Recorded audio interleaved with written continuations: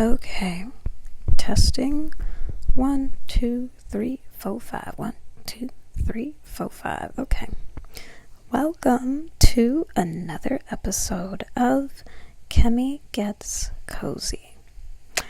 I am just really looking forward to this topic today. I really didn't know what to name it, but let's just say that it's going to cover boundaries. It's going to cover decluttering and exposure, the power of exposing yourself, or since we're talking about me. Also, I do apologize for the outside noise. It is too hot to close my window. So yeah, you're just going to have to deal with it. You be alright. So anyway, before we start, I'm feeling a little jittery. So actually, we're going to take a moment and just reset. Okay. So you can do this with me if you want to. You don't have to, but let's go ahead and take 3 deep breaths and start over. Okay.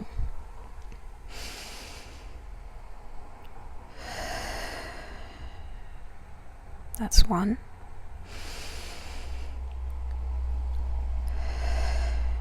That's 2.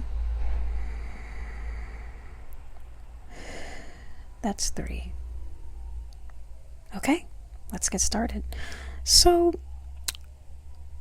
I know I am not the only one who has experienced this, or is experiencing this.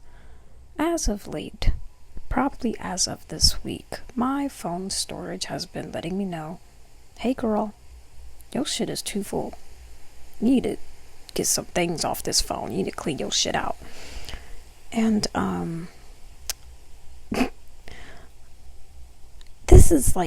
this has been one of the things for years, since maybe college, maybe even before that. Eventually, that message always popped up. And it's damn, again? I have so much shit on my phone again. But, this time I'm not mad. Okay, let me be honest. This time I'm not that mad. I'm not that mad because this time around I chose to see it from a different perspective. Walk with me. I was like, you know what? You right. You are right, Apple Alert, or whatever you are called. You are absolutely right. My storage is too full. My phone is full of some, stuff that needs to get out. And I said, you know what? This was really showing me of what's really important to me on my personal phone. What's important to me on my personal phone that I want to keep on there because I say so, because I have the right to say so, because it's my phone. My phone, my business, my phone, my apps, my phone, my interests, right? And so I said, you know what? This is really having me decide between, do I keep my socials? And when I say my socials, my Instagram, my Facebook Messenger, my TikTok in particular, because I'm not going to lie, I have fell down and scraped my knees so many times down the rabbit hole of TikTok. And yes, I enjoy it. However, I do not care to doom scroll anymore. I really don't. And I'm not perfect. I still have my moments. But as a whole, I feel my most authentic self if I am on TikTok, it's because I'm a creator and I created something and I'm posting something, or I'm interacting with people because I love people and I love community, and that's just me. But if I'm just there with no intention and I'm just getting swept up by other people's stuff, ooh, that's a good one. That's exactly what was going on. I was getting swept up in other people's stuff. And actually, I can even share that for some time, which I'm still actually working through. Let me be specific, over consuming, over absorbing, watching other people's lives for too long. not in a balanced way of like, okay, you know, it's okay to consume. No, like I went over the I went over the limit for sure. And I'm not ashamed of it. We are here. I am here. We are here. I am here at this podcast to be honest. And that's just my truth. I have found myself in those moments of doom scrolling, of really just yearning and longing and envy and what was the other thing I was trying to say? Oh, this sense of like living vicariously through others online. And that's not what I want for myself. And I feel like, just walk with me here. I know I'm kind of like maybe going on a tangent, but just follow me, walk with me, strut with me. Let's go.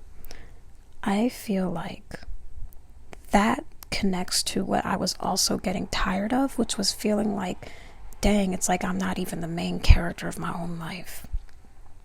I'm getting so swept up by other people's stories, other people's lives, other people's images, other people's standards, other people's desires even. Just getting wrapped up into it like a storm and absorbing it as my own, and it's not my truth.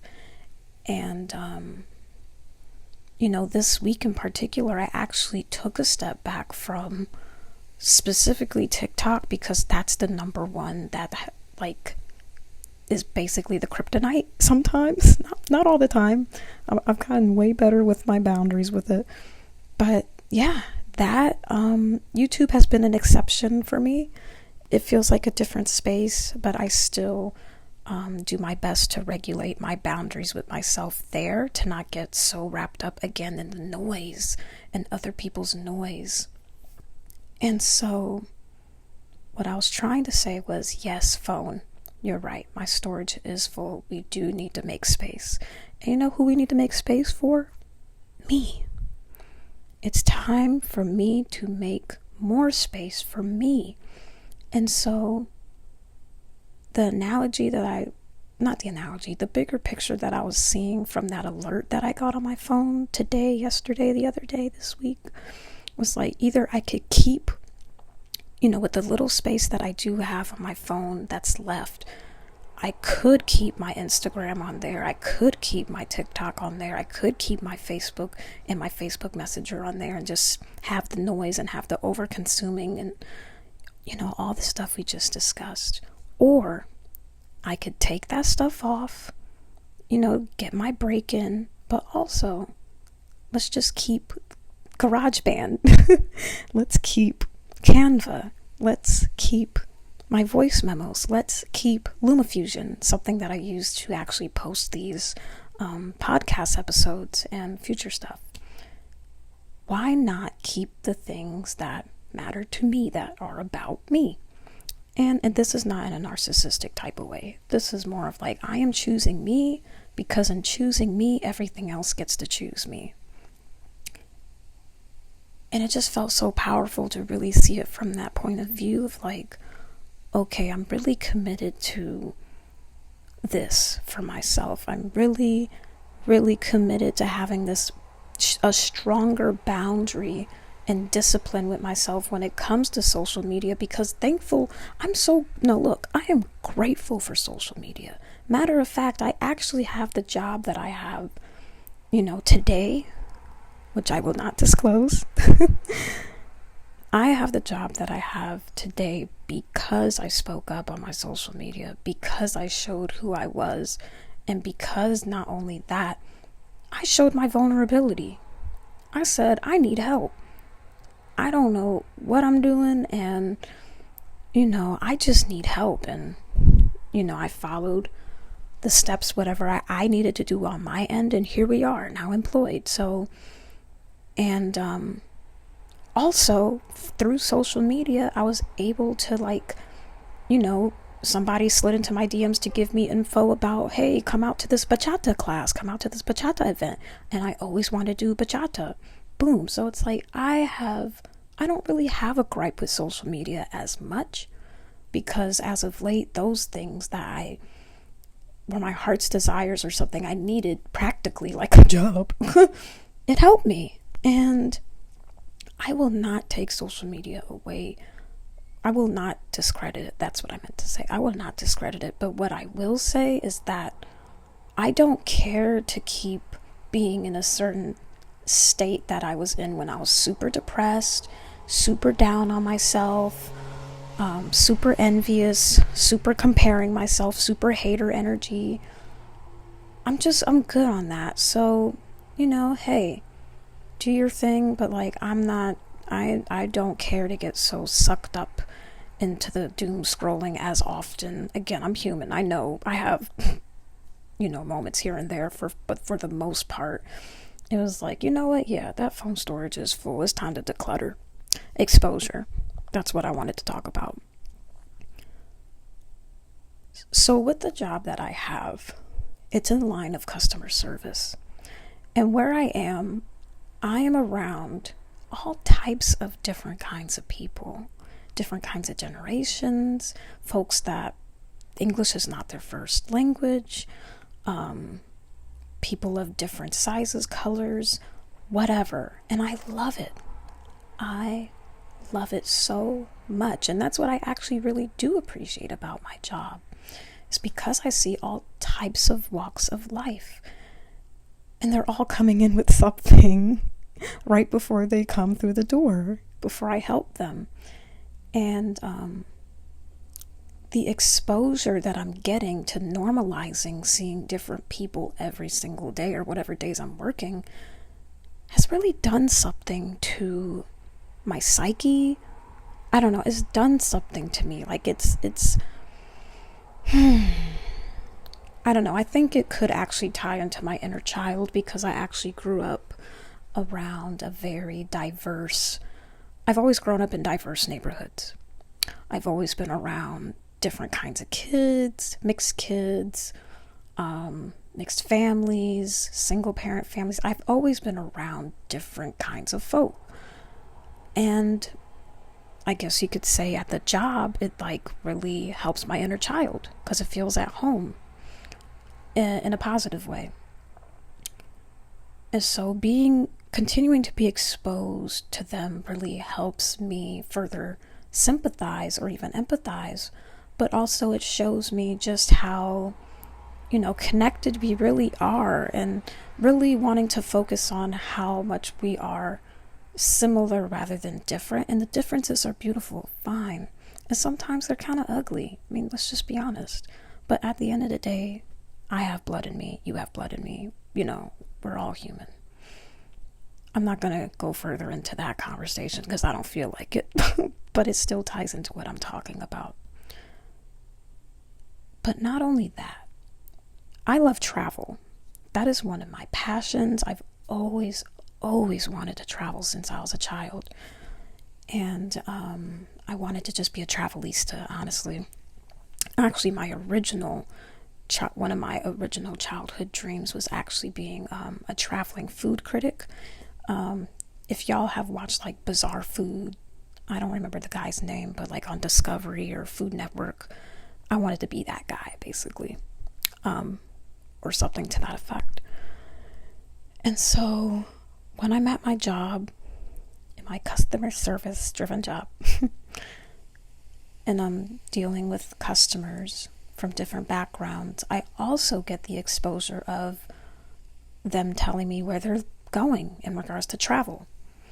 And I bring this up as important because I have grown up with this false perspective and scarcity perspective that travel was like this thing on a pedestal. And actually, if you want to get deeper into it, I'm going to be honest with you so we get transparent here, right? I have felt that with travel.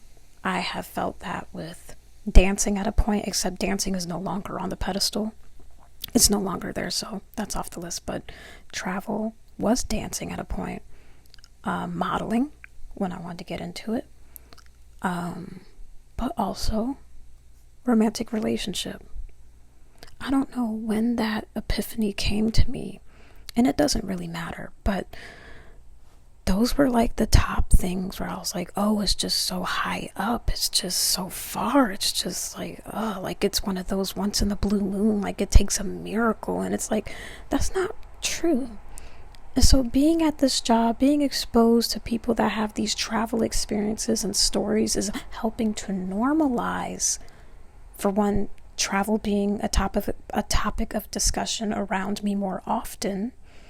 And also, it's continuing to be a mirror. It's continuing to be this physical manifestation to show me through these people that are telling me their stories. Khemi, it's there for you too. And it's right in front of your eyes. It's eye level. It's not on a pedestal. It's literally eye level. It is attainable. It is not this thing in a glass box on the shelf that you can't ever reach. It's not that. And if you want to get even deeper with it, that actually really, to me, connects to self-worth. And so basically being at this job is helping me treat myself better. And actually, this is a perfect segue into what I did want to cover today, that occurred to me this week. Like I said, the line of business that I'm in is customer service driven. And honestly, I'm grateful because customer service is actually right up my alley in regards to my personality. Very much a giver, very much could be my entertaining background as a performer, as a creative, so on and so forth. And being a people person, obviously. But something that really occurred to me, going back to what we talked about, that's self-worth, right? Sometime this week, I was just doing my job, giving quality customer service, and I just had a moment to think to myself. I was like, why only treat them with so much empathy and kindness and compassion and listening and quality service? Why do that just for them when I too deserve that for myself? Now, hold on. This does not mean that I was not doing that already, but one of the things that I do have a challenge with is being too hard on myself. Way too hard on myself. And it comes from perfectionism. That is probably a whole other episode, to be honest. But yeah, I can be so hard on myself, and it can be sad. I mean, I'm not sad now, but it would hurt my heart. It's like, wow, I shouldn't be acting like this, towards myself. But it's like, if I'm so understanding with these customers and I'm so relaxed and so calm and so nurturing in a sense, why not use that same quality of hospitality that I use with them for myself? That's self-respect right there. Because one thing I do not like, I do not like where I'll find myself doing for someone else or something else when I haven't, and I'm not doing it for me. And I just continue to do it for the others, but I'm not doing it for me because I feel like that actually has built up, or would build up resentment towards myself. Because it's like, dang, they're good enough to have these things and have your attention, but not me. That's just my perspective, and I'm standing on that. And there's nothing wrong with outwardly, doing that for others, and whether it's job or personal. I'm not saying I'm going to stop that. My gripe is that I don't find acceptable for me is I'm ignoring myself in the process. I'm not reciprocating that to me. And yeah, that's what really hit me on the noggin this week. I was like, wow. And so that's what I started to do when I started to feel like I was beating up on myself internally in my self-talk. I literally just put my customer service energy on. I put my customer service cap on with myself. I treated myself like a customer. And it worked. Now, I don't remember what I said. I don't remember at all. But, I acknowledged how I felt. Okay, you feel angry. I understand. I am so sorry that you feel that way. And just started to talk myself down. And it really helped. It really, really helped, because we deal with customers that can be so flustered, frustrated, angry, annoyed, impatient. So just seeing myself as like, Khemi, you are the customer, taking it to that level just really helped me. It just did something. So yeah, I'm so happy to share that, because I feel like, and I know I'm not the only one that goes through or is challenged by perfectionism, whether it be because of our culture, whether it be because being a woman or a black woman at that. I don't know if it's because I'm a creative. I don't know if it's because, I don't know. But what I do know is that I don't have to let perfectionism strangle me. I don't have to let perfectionism dictate me. I don't have to let perfectionism basically kill my innocence. Yeah, let that simmer. Let that sit. Yeah. I truly do believe we all deserve to talk to ourselves with love and kindness. And okay, that's what I was trying to say, kindness. Why am I being so kind to these other people that I don't even know? Strangers, even my colleagues.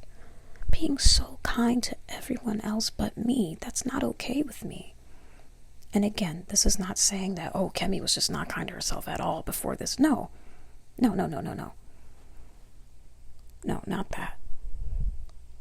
But yeah. So that's actually one of my commitments for myself this season, and just moving on in life, period. Is not just a season, but for the rest of my life. Like, I am truly 1,000% committed to just handling myself like a customer, giving quality customer care, quality customer service, quality hospitality, period. I deserve it. And something that I really resonated with, it was sometime this summer. I don't know if it was early this summer, midsummer, it doesn't matter. There's this guy, I don't remember his name, but he made the book The Art of Not Giving a Fuck, and he has a podcast of the same name. He and this other guy were talking about freedom and different types of freedom, and something one of them said was like, commitment is a type of freedom. Girl, I had to pause that podcast and just like, I was like, what? Wait a minute. Yes. For me, yes. Commitment is a type of freedom. And now, months later, since that podcast, it's like, for me, commitment is a type of freedom because it allows me to really be focused. And so my focus is commitment. But it's also the focus of like, I get to be me. I am committed to being me. I'm not gonna lie, I felt like I was trying to say something else, and then I kind of went on a different tangent, but you know what, it's okay. I still meant what I said. I meant to say something else, but let's just keep rolling. It's okay. But that's me, right? I'm still being myself. If you have been a listener up until this point, hello, by the way. If you've been a listener to this point, you notice I just raw dog put my content up. Like, I don't edit. I don't try to be pizzazzy all like that. Like, I'm just here to, for one, I'm showing up for myself. That's the commitment there, right? This is something I always wanted to do, was to have several multimedias, have a show, have a podcast, have, a book, which I do have, by the way, soft flex. I actually do. But anyway, a book, a line of clothing. Like, I always imagined myself as like infinite. I just have. And let me know if you too have felt this way, that you just felt like you're just not this, girl that's been like in a box. If anything, you probably color the box. You cut the box up, then you change it to a triangle. You change it into a different shape that doesn't exist yet. Like, that's who I am. And so, that's what I'm really, really committed to. And also, I'm committed to surrounding myself with unapologetically myself people, and that's what I wanted to talk about a little more about exposure.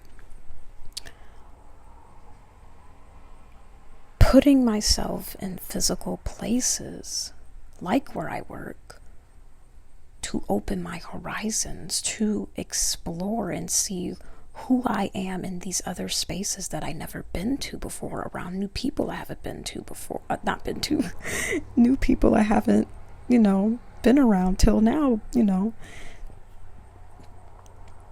Who am I in different places and spaces? What comes out of me?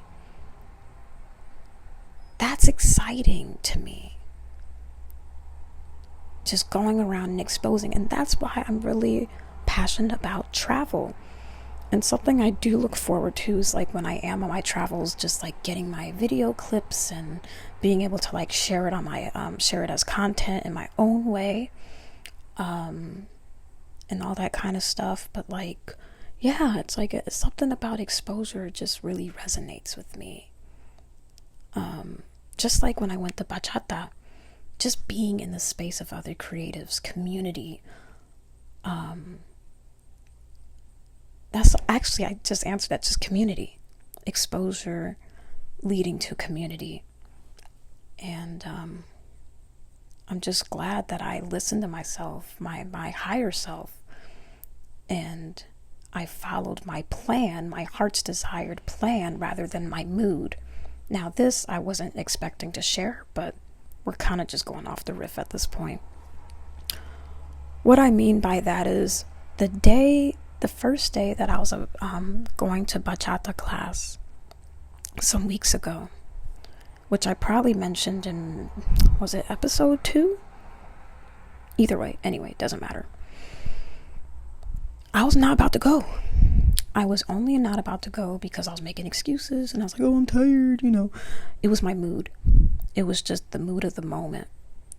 But I listened to my higher self. I listened to my intuition. I listened to my heart. I listened to that, hey, stay focused on that heart, that true heart's desire, and still go. And sure enough, I had like the time of my life, like y'all. That really changed. I can say that changed my life because I really was out of my comfort zone, dancing in front of people and getting comfortable in my body doing it and being social. And so it's like you really have to ask yourself, is this the mood of the moment, or are we going to follow the plan? We going to follow the intuition. We going to follow the heart, the true heart's desired plan, and see through the smoke, So yeah, that's what I mean by, I've been just asking myself, is this just the mood, or are we going to follow the plan, the heart plan? So yeah. And going back to commitment, commitment being a type of freedom, what feels freeing to me is choosing me, which also means I'm choosing my interests. I'm choosing my hobbies. I'm choosing my loves. What does Khemi love to do? Where does Khemi love to be? And yesterday I just felt so proud of myself because, for one, I stayed home on a Friday night. I went ahead and tuned into a movie that I forgot was going to be released, but I was so glad it did. The movie was called Uglies. It was cool. I mean, I don't really have like a whole analysis, but I'd much rather read the books. But yeah, I was watching Uglies, and then I was watching with my mom and Barry, the puppy. And, they were there for some time, then they left. And I still kept watching it. I know that may not seem like a big deal to you, but that helps I'm proud of myself for that, because it showed that whether or not they were there to share it with me, to watch it with me, I was still going to watch it, regardless, and enjoy myself, which I did. So anyway, what was I about to say? Oh, so me doing what I love to be off my phone. I did not feel like being on my phone. I was going to see my friend online, do his streaming stuff, but I just didn't have the capacity. I just really needed to be to myself. And also, I don't like to feel, in any area of my life, I don't like to feel like I'm forcing myself, because that's inauthentic. And that's something I'm still practicing, again, as a recovering people pleaser, still working through that. So, choosing to watch the movie I wanted to watch, still watching it regardless of who was there to watch it with me. But not only that, right after the movie ended, I got inspired. This is a big deal for me.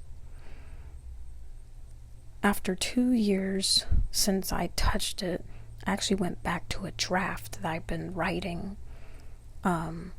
since college. And it's a draft that's really near and dear to my heart. I don't want to speak too much on it because I really want to protect the vision a bit. But it's something that I wrote. I'm still writing. It's not done. It's nowhere close to done. But that showed me that choosing me led me to that inspired action. And oh my God, I just was in my own world. I just felt so healthily disconnected from overthinking, from other not impulsive, but intrusive thoughts that would cause anxiety. I was just in flow state, just in a very flow, meditative, like focused state. And I was loving every moment of it. And it was such a surprise because it was one of those back burner things on I'm going to come back to that whenever. And I totally forgot about it until yesterday. And I just had the time of my life. And I felt so connected to me. I felt so connected to my inner child. I just felt so free. I felt free. So, yeah. What decluttering do you need to do? Why is your phone storage full? What do you need to make room for, What do you need to just expose yourself to and just be in it and not just talk about it anymore? I used to talk about the dance stuff a lot, but, just didn't happen until recently. And I'll close it out with this. It's like, one of the things that I'm glad that I recognized is that for a minute I was just paralyzed in planning mode. I was paralyzed in I can't even say the word. I was paralyzed in strategy mode. Okay, that is a motorcycle. I'm gonna let it pass. I don't know if the microphone picked up on it. Okay, anyway. It made me lose my train of thought. There goes the train. The train went to a different station, to a different town. I don't remember what I was going to say, y'all. That motorcycle really threw me off. Yeah, I totally forgot. Oh, no, I can't remember now. There you go. What I was trying to say was I found myself paralyzed in planning mode. I found myself paralyzed just making lists. I found myself paralyzed in just having analysis in my mind, me to myself conversations, trying to dissect something so much. But it's like, girl, me to myself this week was like, girl, put the pen down, put the list down, it's time to live. And I saw something on my walk today that really spoke to me. It was actually at a church. Let me see if I can find it. This little, I guess, bulletin or whatever it's called, when I was walking this morning, it said, "Our lives speak louder than words." I'm going to say that again. Our lives speak louder than words. I believe it does. Forget all the pretty talk. Show me what your life looked like. that's where I'm at. So it's like I could write lists all day. I could write my visions down all day. I can sit in my mind and daydream all day. I could sit in my mind and have, an Oprah show moment with myself about a certain situation from the past or whatever and try to figure it out. But it's like, what's the point? Let me actually go live. Let me actually go find out for myself. I won't know until I actually do it. I won't know until I'm actually in those spaces. I won't know. I cannot intellectualize it any further. We just gotta go do it. So girl, if this is for you, the girls, the gays, the theys, anybody, whoever's listening to this, or nobody, I don't know who be listening to this besides my mother. Hello, mother. But if that is where you're at in your life right now, join the party. Our lives speak louder than words. Go live it. And you know what? See the timing of everything. Didn't we just talk about like the doom scrolling and envy and living vicariously through others type shit? This ties into that. This definitely ties into that. So anyway, just had to bust this one out for you today. This episode 3.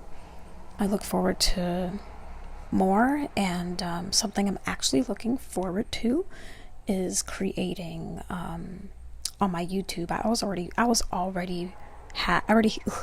the words just not here. On my other socials, I already have series dedicated to outfit of the day. Because I love styling, I love fashion, I love clothes, I love modeling, blah, blah, blah, blah, blah. So on this channel as in like my YouTube, I'm actually looking forward to creating that series on there. And we just see what happens. It's time.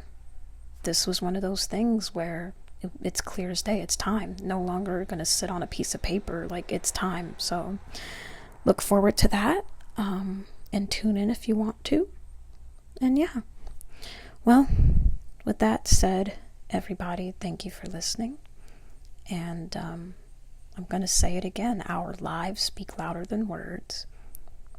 And like we said earlier, like, especially if you two especially if you two are in customer service, treat yourself with top tier customer service, period. And with that, I say peace, love, and light. And I will catch y'all another time. This has been Khemi Gets Cozy, episode 3.